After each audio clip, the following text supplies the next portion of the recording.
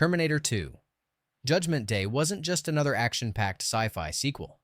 It was a revolution in filmmaking that tore apart Hollywood's rulebook. Behind the explosions and steel, chaos simmered. Props that shattered fingers. Executives ready to cancel legendary sequences, and actors enduring brutal training regimes. This wasn't a movie. It was a war zone of creativity. And today, we're revealing 20 weird facts about Terminator 2 that will change the way you see it forever.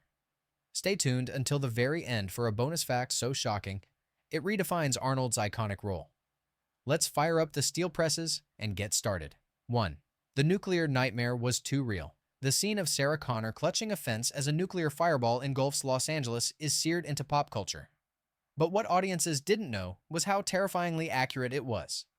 James Cameron consulted nuclear scientists to capture the physics of shockwaves and heat flashes. Experts later admitted it was the most realistic nuclear blast ever filmed. No melodramatic fade-outs, just skeletons burning, buildings disintegrating, and children's laughter silenced in an instant. It wasn't horror fiction. It was science-turned-cinema.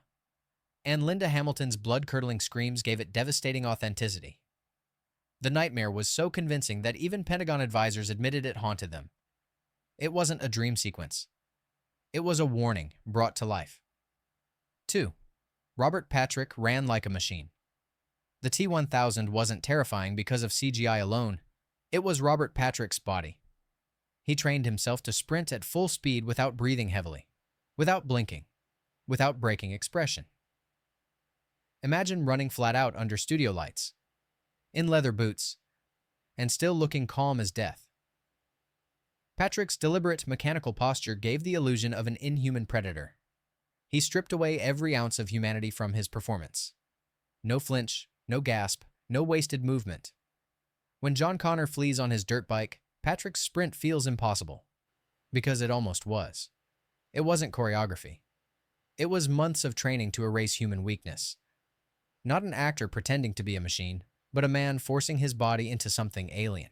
3. The truck chase nearly got scrapped. That thunderous motorcycle versus semi-truck chase in the LA River is one of cinema's most pulse-pounding set pieces, but it nearly vanished from the call sheets. Studio executives looked at the budget and panicked. Shutting down entire drainage canals, hiring stunt drivers, and flipping an actual semi-truck off an overpass was outrageously expensive. They told Cameron to cut it. He refused. He argued that this was the moment where John Connor learns the Terminator will die for him. Cut the chase. Cut the heart. Against all financial logic, Cameron fought and won. What audiences saw wasn't miniature models. It was real vehicles slamming across concrete. The semi's overpass jump? Pulled off by a stunt driver. One take, no CGI. It wasn't just an action sequence. It was a battle for the soul of the movie. 4. Linda Hamilton trained like a commando. When Linda Hamilton returned as Sarah Connor, she refused to be a damsel. She wanted to embody a soldier forged in paranoia. For 3 months, she trained with Uzi Gal, a former Israeli commando. He drilled her in live-fire exercises, room-clearing tactics, and relentless combat routines. Her body transformed. Lean muscle, sculpted arms, and a hardened intensity that shocked audiences who remembered her as a waitress from the first film. But it wasn't just physical. Hamilton studied PTSD, trauma, and obsession, embedding Sarah's mental scars into every twitch and glare. This wasn't movie fitness. This was military-grade immersion. When she racks a shotgun or locks eyes with her son, it feels real because it was real. Not an actress pretending to be tough, but a survivor who carried the weight of the apocalypse. 5. Arnold's shotgun flip nearly broke him. The Winchester shotgun flip became one of T2's most iconic moves, spinning the weapon mid-chase while riding a Harley. On-screen, it's flawless. Off-screen, it was brutal. The shotgun was heavy, stiff, and designed for two-handed operation. Schwarzenegger's hand was battered during rehearsals, the lever smashing his knuckles until they bruised and swelled. He wore a padded glove just to survive practice. Weeks went into perfecting the flip without fumbling or dropping the weapon. Sometimes, lightweight prop shotguns were swapped in to save his hands, but Arnold insisted on getting it right. The result? A 5-second shot that electrified audiences and cemented the Terminator as a weapon of precision. It wasn't movie magic. It was blood, pain, and relentless discipline disguised as a casual flourish. 6. The Cyberdyne building was actually a bank. The sleek corporate fortress of Cyberdyne Systems wasn't built on a Hollywood backlot. It was a real office building in Fremont, California, later occupied by a Security Pacific bank. Cameron's team scouted it because of its futuristic lines and sterile industrial vibe.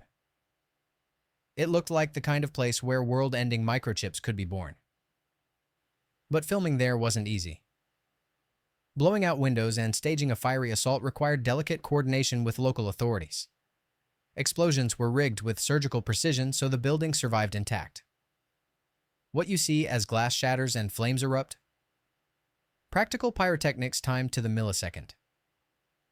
Today, the building still stands. Passers-by have no idea they're walking past the birthplace of Skynet. Not a set built for fantasy, but a real-world bank dressed as humanity's executioner. 7. Linda Hamilton's twin was the secret weapon. When audiences saw Sarah Connor face herself in the asylum mirror, most assumed it was early CGI. It wasn't. It was Hamilton's real twin sister, Leslie. The production designed a fake mirror set with Linda on one side and Leslie mimicking her every motion on the other. The illusion was seamless. Leslie also doubled for Sarah in the Cyberdyne confrontation when the T-1000 impersonates her. No expensive digital tricks. No body doubles composited in post. Just two sisters moving in eerie synchronization. James Cameron used nature's rarest prop, an identical twin, to pull off effects that would have cost millions.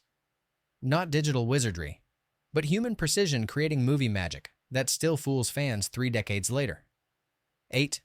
The T-1000's costume was a prison. Robert Patrick's police uniform became iconic. Sleek, sharp, and inhuman. But what audiences didn't see was the misery beneath it. The suit was tailored so tight Patrick literally couldn't sit down. Between takes, he leaned against custom backrests to rest. The wardrobe team wanted him to look smooth as liquid metal, without wrinkles or looseness betraying humanity. That choice paid off on screen.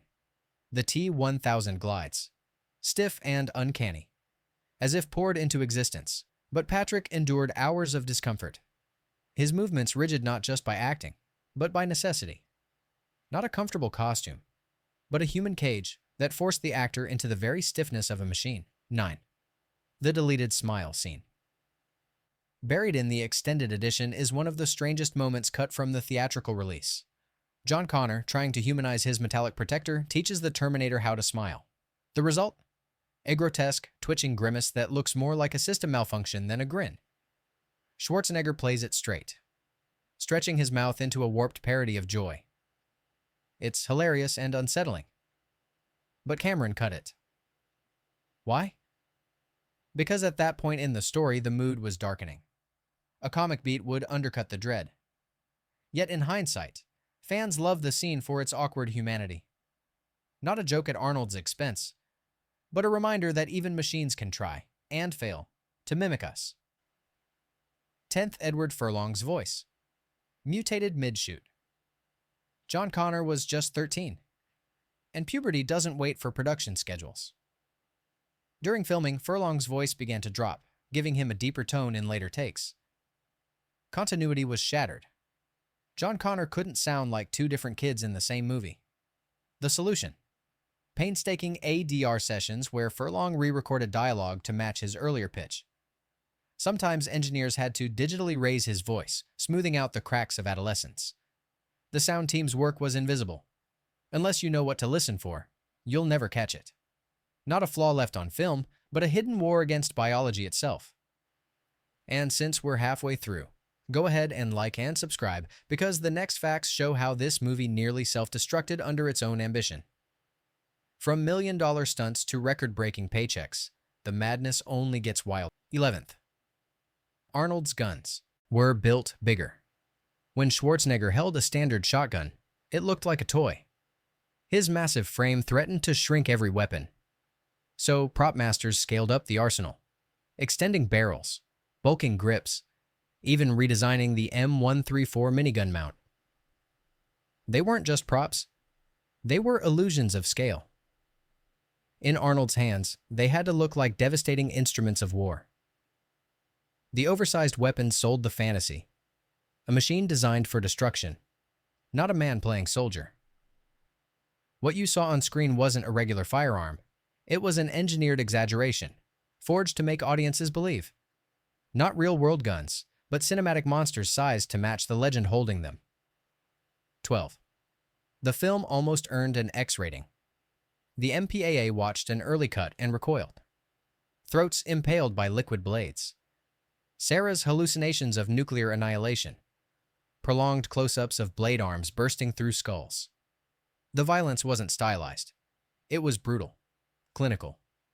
The threat was real, an X rating. And in 1991, that was box office death. No theaters, no ads. Cameron had no choice but to trim frames, cut spurts of blood, and reduce shock value without losing power. The edits were surgical, barely perceptible but crucial. The result was an R rating, keeping the movie alive. Not sanitized action, but violence so raw it flirted with censorship's ultimate punishment. 13. Dyson's death was modeled on real trauma. Miles Dyson's last breaths remain one of the most haunting deaths in action cinema. No noble speech. No drawn-out farewell. Just ragged gasps, shallow breath, and trembling hands gripping a detonator. Actor Joe Morton studied footage of trauma victims suffering chest collapse and respiratory failure. He built Dyson's collapse on medical reality, not dramatic cliché. That authenticity hit audiences like a sledgehammer. Instead of Hollywood melodrama, we watched a man's body betray him in real time. It was devastating because it was true. Not a performance crafted for spectacle, but a death grounded in the brutal accuracy of human frailty. 14. Arnold never carried real weight. Watching the T-800 hoist miniguns and rocket launchers, audiences assumed Schwarzenegger was hauling real steel. He wasn't. For safety, every heavy object was recreated in lightweight foam, resin, or hollow molds. The illusion was flawless. Camera angles and Arnold's immense strength sold the heft. But the truth? Nothing on set weighed as much as it looked.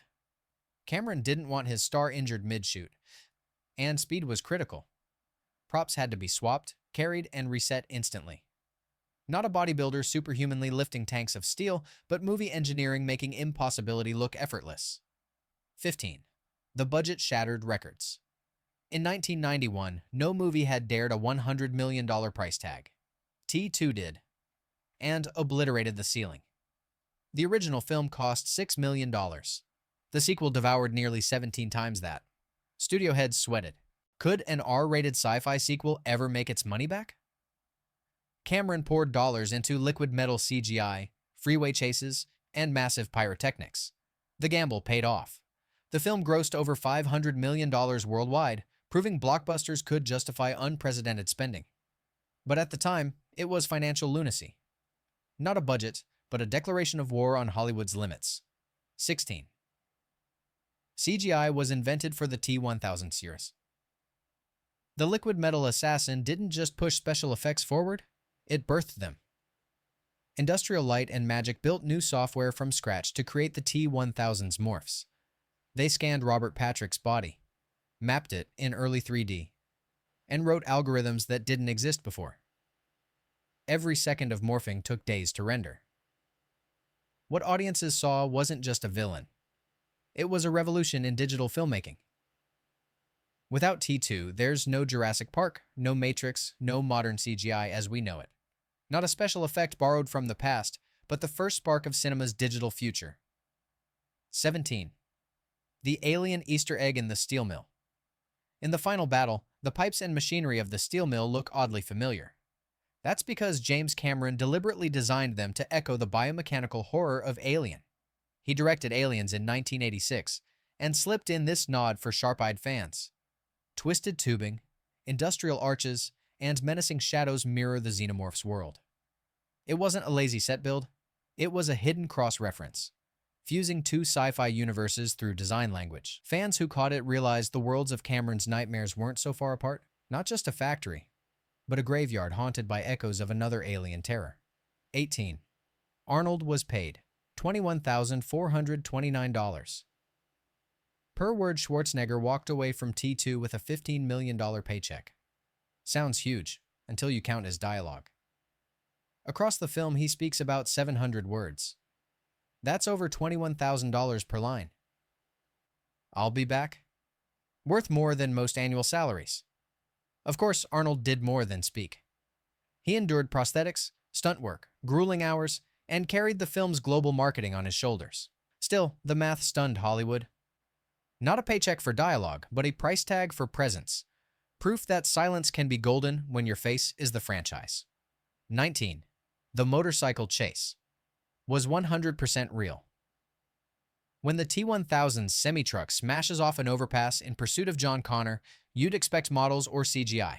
Wrong. That was a real truck. Real stunt driver. Real jump. The production shut down Los Angeles canals, rigged ramps, and risked it all on one explosive stunt. If the truck missed its mark, the sequence collapsed.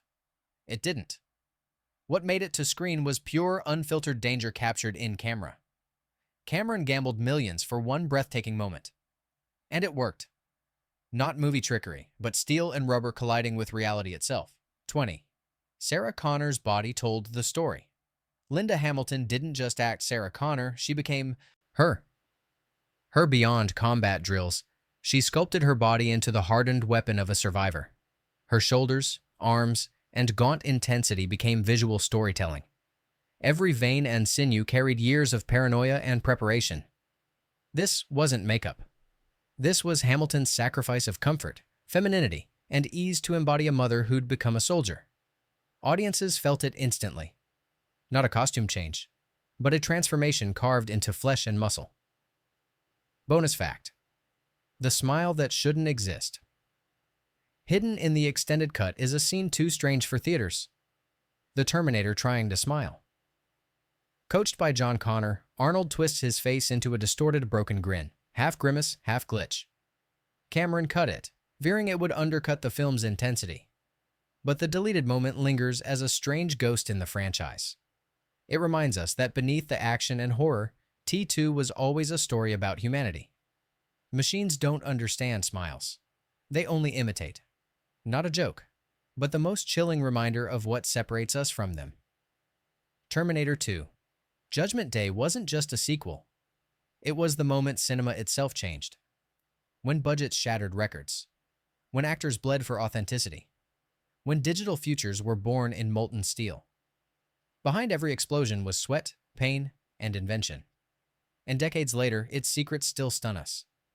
So before you go, hit like, subscribe, and share this with someone who still thinks movies are just entertainment. Because T2 wasn't just a movie, it was the future, arriving too soon.